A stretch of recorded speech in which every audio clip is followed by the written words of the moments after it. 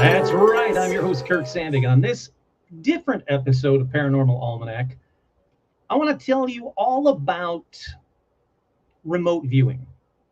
I've been wanting to do remote viewing for a very, very, very long time. But just like playing a guitar or drawing, I know I'm not going to be any good at it. But what I found, the more research I did on it, the more books I read on it, the more websites I went to, the more YouTube videos I watched on how to become a remote viewer, they say that just like drawing or just like playing a guitar, anybody can do it. You just have to practice. It's a skill that you have to learn, and then it's a skill that you have to develop over time. And every day you have to do it. And you'll get slightly better and slightly better and slightly better. I know, like, my niece can draw incredibly. My brother was the same way, is the same way, can draw incredibly. And they both get frustrated when someone says, "Oh, you must have been born with that skill." No, they had to develop it. They had to work at it. They had to get better and better and better. When I was working on my hot rod, welding, I started welding and it was horrifically bad.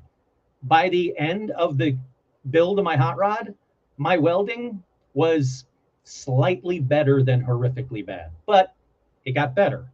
Had I stuck with it, I'm sure I'd be a really crappy welder, but better than when I started. So I figured I want to learn how to remote view. How do I do it? Where do I go? Well, turns out there are a billion places that you can go to learn how to remote view. A billion. Look at this. If you go to how to remote view, just start scrolling. There is everything from Gaia, very psychic woo-woo, to the CIA. And what the CIA did with remote viewing and psychics is absolutely incredible. Project Stargate. I've talked about it a little bit on previous episodes of Paranormal Almanac, and I'll be talking about it more on future episodes. There's a guy named Joe McGonigal that actually did remote viewing of Mars from 1 million BC. Now, how do you prove that he was right? I don't know. I really don't know. But he does have stuff that he's done for the CIA that's now he's allowed to talk about that can prove that he knows how to remote view. So just by using all of that, like he definitely did it, you can theoretically say maybe he got it right. What was going on in Mars 1 million BC? But there is literally everything. I personally did not get a lot out of the more psychic woo-woo ones because that stuff kind of puts me off. I'm not new agey. I don't have a bunch of crystals around me. Well, technically, I probably do have a few crystals behind me, but I don't believe in I'm very skeptical. I'm a skeptical believer in the power of crystals and all that fun stuff. Now, I'm not saying that's wrong. I don't think anybody is a paranormal expert. I've said that on numerous Paranormal Almanac episodes. But what I'm saying is what I got out of it, I got more out of the scientific sides, the CIA side, the learning how to remote view by not psychic stuff. That's the stuff that really got me. But there's a billion. You can learn how to do it on Quora if you really wanted to. There are a billion websites, Reddits, everything where you can learn how to remote view. If you go to YouTube, it's the exact same thing. From the more psychic to the more scientific, it has everything. So you just have to there's a remote viewing training. I watched this one. There's a lot to be said for trying out a bunch of different ways to learn how to remote view. But what I noticed, what I learned while doing this, is they all have the core steps, the core fundamentals on how to remote view. So I figured, why don't I share with you those core values, those core steps, so you can do this with me. You can do it right along with me. Learn how to remote view. My goal, and I don't know how many of these I'm going to video, but my goal is to do 30 days in a row to see how I started and if I got better, or how many hits and how many misses I did after 30 days. I want to do it a little bit more scientific, a little bit more skeptical believer. But I'm going to tell you guys right now, for today's, I wish I would have done it completely on video. But I started this off camera. I did my first day off camera, and I really wish I wouldn't have, because I wanted you guys to see what I drew what I said, and then go to that website that has the sealed uh, practices. There is a website called, actually, I'll share it with you right now. Hold on. Here you go. davidmorehouse.com/practice-targets. What this does is it gives you 50 days worth of sealed targets that you're supposed to think about, do your remote viewing steps, and then afterwards, you're going to click on target number 1, which I'm going to show you target number 1 today. But after I did my remote viewing, I clicked on target number 1, and I really, really, really wish I would have done it completely on camera from beginning to end. Because how do you know what's real? How do you know what I wrote down is what I wrote down prior to clicking on that? Well, you're going to have to take my word on that. I have no reason to lie. I'm not going to make any money off of this video. I'm simply wanting to share my process in learning how to remote view. And who knows? Like I said, everything I've read says that anybody can do this, and everything I've read says all it takes is practice. Being psychic, being a remote viewer is just honing that skill. So I want to see if that's true or not. Again, I don't have a class for you. I don't have a book for you. I personally have not written a book or written a class. I just want to show you my process, my journey into psychic viewing. With that said, I want to read to you the basics, the bare minimums. I really recommend you go to that CIA website, or you pick one of those, or you, if you can afford it, go to the Monroe Institute. They're the leading institute for teaching people how to be psychic, remote viewing, leaving your body, like out-of-body experiences, OBEs. The stuff that they teach is absolutely incredible. I can't afford it. So I'm going to do it the way I'm going to do it, which is I watched a ton of videos. I read a ton of websites. I bought a bunch of books. I read them on my Kindle. I've dipped my toe into it. And now I said, okay, now it's time to put up or shut up. Now it's time to start practicing and see what happens. Okay, so with that, here are the very, very, very basic stages or steps on how to remote view.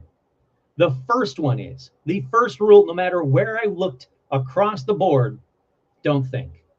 The minute you start thinking while you're doing this, it's over.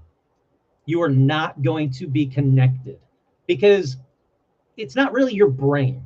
It's impulses.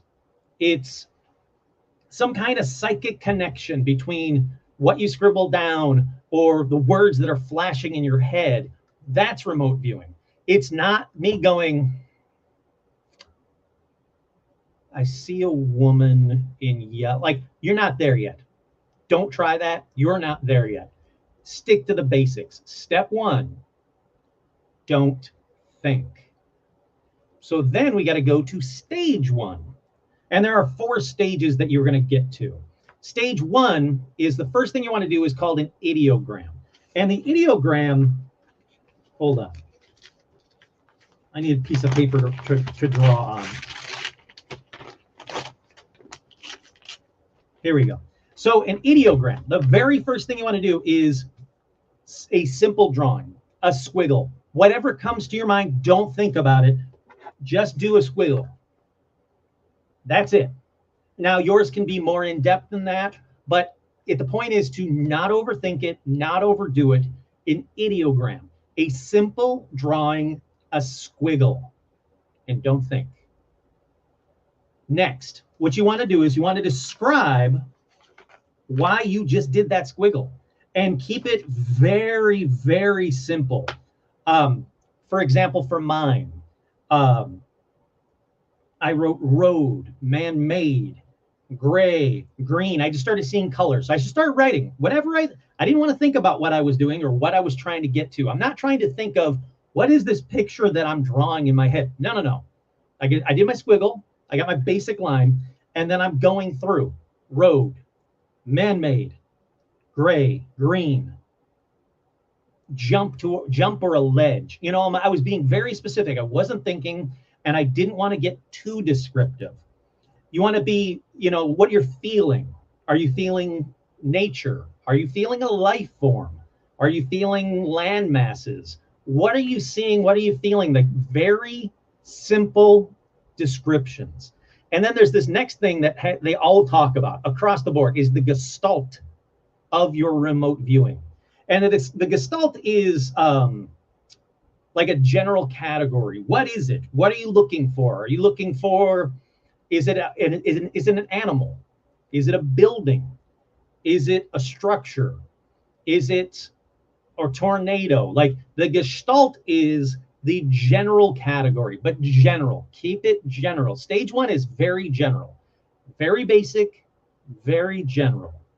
For my gestalt, I wrote a road, question mark, map, and then I really go into some details, but I'm going to save mine. That's enough examples using mine. I really want to save mine for just a moment. Then you go to stage two. Now, stage two is it a person? Is it a thing? Get more specific. Try and build up a little bit. Again, don't think, but try and build out a little bit on those flashes that you're seeing in your mind. Is it a color? Is it an energy? Is it a dimension? Is it a texture? Is it a sound? Is it a temperature? Is it a taste? But, and this was, I thought was really interesting. There's a video that I watched on the basics of remote viewing. And for stage two, they gave the example of, I'm starting to see red, white, and blue. And in your mind, you're going, oh, red, white, and blue. It's an American flag. Nope. Stop. Don't do that. Avoid specifics like, this is an American flag.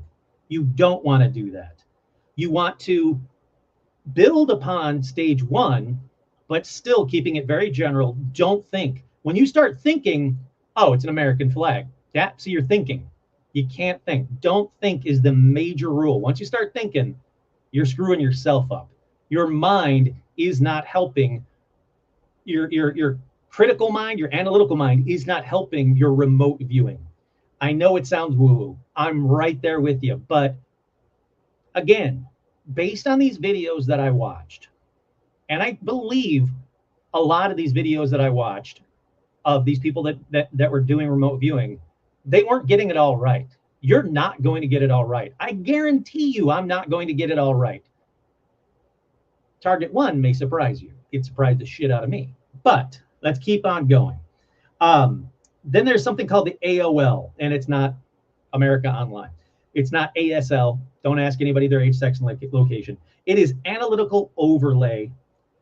So in the corner, you can do like a little analytical overlay, which is flag, you know, like going back to that example of red, white, and blue. You could put flag question mark, but don't think about it. Don't try to be specifics. You just want to do general.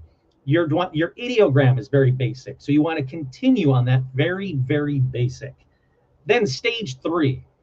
Stage three is sketch or abstract. Build upon that little ideogram that you did. You're not going to be good at it.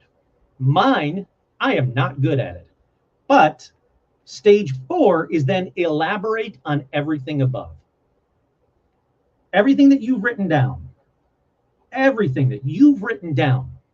Elaborate on it. Now you want to say like, all right, what did I see? When I was talking about seeing a road, man-made, gray, green, a jump or a ledge, what was it that I was building on? You know, build on, you're basically from stage one to stage four, you're building. Stage one, very basic. Stage two, building on basic. Stage three, building on.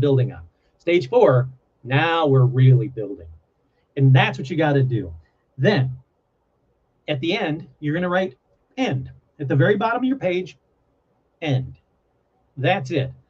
You're not going to draw the pyramids or draw the Eiffel Tower. That's a better example. You're not going to draw the Eiffel Tower in your ideogram or in your elaborate, in stage three. It's not going to be exact like that. Now, you might be surprised how close you get to some things. You're going to have the general shapes or the general outlines or the general dashes or something like that. But you have to build this skill. You're starting with the very first time you've ever drawn a cartoon character and how crappy that looked. It kind of looked like what you're going for, but not specific. That's what you got to focus on, which is exactly what I did. So again, I went to the davidmorehouse.com/practice-targets. I'll put the link down below. Don't worry. I did not click on target number 1. You don't want to click on target number 1 until you're done, until you write end, until you think that you've done all 4 stages. Then you click on target number 1. All right. So with that, let me go through. And again, this is the part of the video where I wish I would have just tilted the camera down and started writing.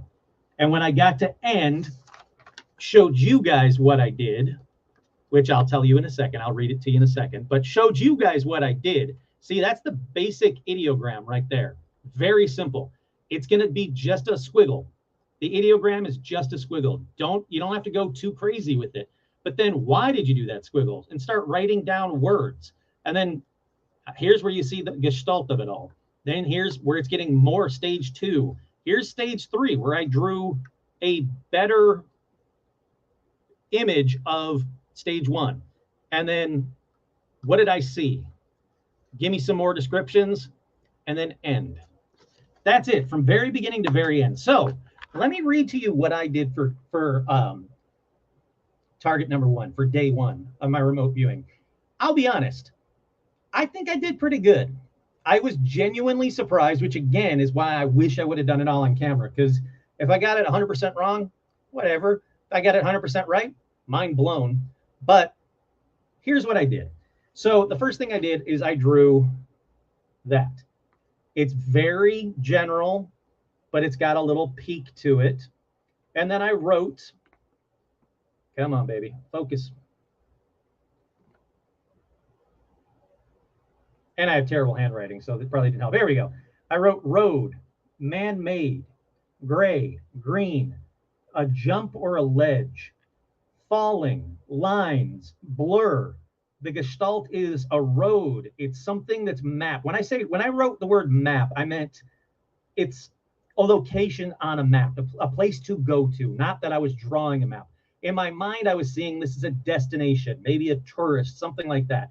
Then I wrote gravel, rough, nature, bumpy, small circles, dark, but there's movement. Oh, come on, there we go. Warm, spring, the temperature, not an actual spring.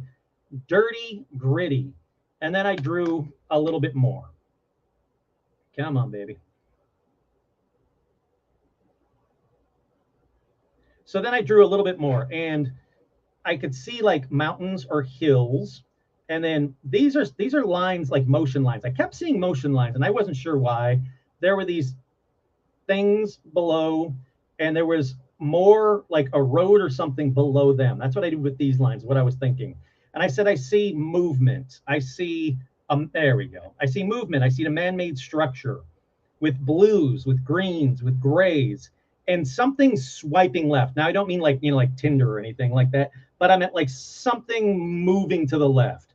And then I wrote end. All right, so that's what I wrote. It's what I saw. I didn't take a long time at all to do this. And it's not going to. It's not the point of this is to not spend like 4 hours doing it. The point of this is to whatever's popping into your brain. Whatever you see, whatever's popping in your brain, which is exactly what I did. So let's go to the target. And then go to target number 1. Target number 1, I apologize, is going to be spoiled for you right now. It is the Colossi of Memnon on the west bank of Luxor, ancient Thebes in Greece. So then it's got a place where you can actually click on it to see what the hell this thing looks like.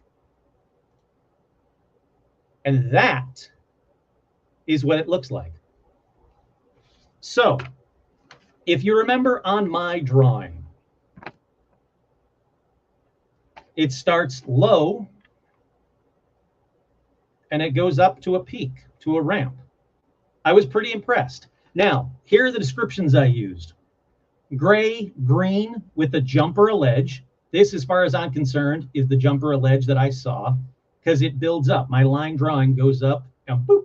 So gray, green, jump or a ledge. Falling in my mind, now that I see it, I'm like, oh, it's falling apart. Got it. Lines blur. It's kind of a blurry human. I get that. Then the gestalt is, remember when I said a road and I said a map or a destination? That's what I was talking about. This is actually, I don't need to be on this camera at all. Hold on, let me just make this big. All right, a destination. This is definitely a destination. And then I wrote gravel, rough, nature, bumpy, small circles. I was really impressed with small circles. That, as far as I'm concerned, those are small circles. This is a gravel road, bunch of rocks and dirt and everything, gritty, dark, movement. But then I said it's warm, it's springtime. Look what these people are wearing. They're wearing shorts. That person's wearing shorts right there. This is the road. This is gravelly. These are the small circles as far as I'm concerned. It looks warm. It looks like springtime. People are wearing shorts. Then I said dirty and gritty. Then I drew that more impressive drawing, which again, it shows a rise from the left to right. So it goes up and then down. And then it has two things. Now, obviously, I didn't draw two sphinxes or pharaohs or whatever the hell these things are, but I drew two square shapes. And then I had lines going down here, and those lines going down here meant to be a road. That's a road. Again, I'm impressed that I got even remotely right. And then I said, I see a movement. I see man-made structures with blues and greens and grays, and then swiping left. And I don't know what swiping left is. There's nothing really to the left that is, movement that way. So I didn't get it 100% right, but I got the generals way more than I thought I would. I really did. Now, again, I have no idea what the target one was going to be, but I think for the most part, I think I got it right. I got a road. I got man-made. I got the greens, the grays, the blues, the springtime, the dirty, the gritty, the rough, the nature, the bumpy, the small circles. And then my drawing with those two little squares in there, I mean, it's not terrible. It's not exact. That is not what you just saw. But again, that's the mountain range.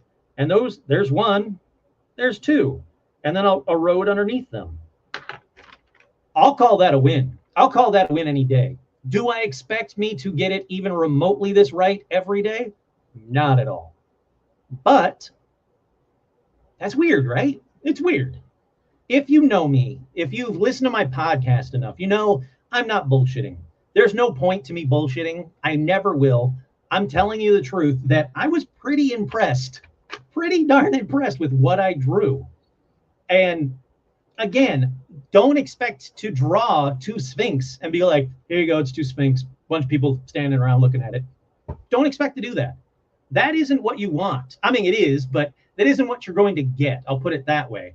What you're going to do is you're going to do more basic drawings like this and see if any of the descriptors or any of the colors or any of the shapes generally match what you were seeing in your mind, match what's in that target for that day. So that's target number one. Target number two, I'm going to do on camera from very beginning to very end. I'm going to do this on camera because I want you guys to see, do I fail or do I get it even more right? Do I do better tomorrow, or am I going to be now in my head? Because I'm in my head. Like, honestly, I'll be honest. When I finished this and I clicked on the target, I was like, holy crap. There's something to this. And it makes like the hair on your arm stand up. There is something to this. How did I do it? I don't know. Having a clue. And I have a feeling that if I did this every day for a year, I still wouldn't really have a clue. I don't understand how any of it works. But again, everything I read about it says anybody can do this and get better and better if you practice. So that's what I did. Day one is in the books. I'm going to save all of these too, so I can go back to them. And I'm going to actually do them I have a actual book that I'm going to write it in. This one was just I just had to try it. So I grabbed the closest thing, this envelope, and I just did it. I'm going to call it a win. I really am. I don't know what else to call it. I think that's really neat. I think it's really cool, and I'm very excited to take my first step into a much larger world. Sorry, that's Star Wars. I'm going to take my first step into being a remote viewer. What am I going to do with this skill at the end of the 30 days? Well, I figure by the end of 30 days, I'm going to be so specific that the CIA is going to be like, holy crap, we got to give this guy a crap ton of money. He's going to work for us. That's not going to happen. I really expect at the end of 30 days, I get a kick out of doing it, and I keep on doing it for whatever reason. I'm going to have to find a website that has more targets, practice targets, but that's fine. I just think it's neat. I really do. As much as I am a skeptical believer, there is data that shows that the government has put millions into this year after year after year, and there is no reason for them to put that many millions of dollars into psychic viewing if they weren't getting anything from it.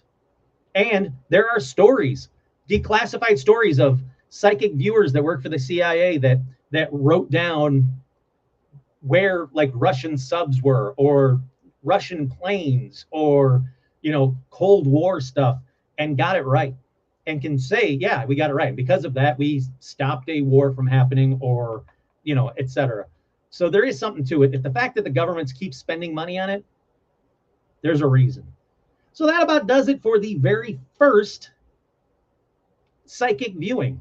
I hope you guys get a kick out of it. Go back. I was going to say I'll write down everything, but I'm not going to write down everything. It's a lot of work. Just go back and listen to me at the beginning. What stage 1 is. Remember the very first thing. Don't think. As soon as you start thinking, you've ruined it. It's over. It's whatever pops in your brain, whatever pops in your mind. Just do it. Just write it down. Doesn't matter if it doesn't make sense. Maybe once it's all together and then you see the target, it'll all make sense.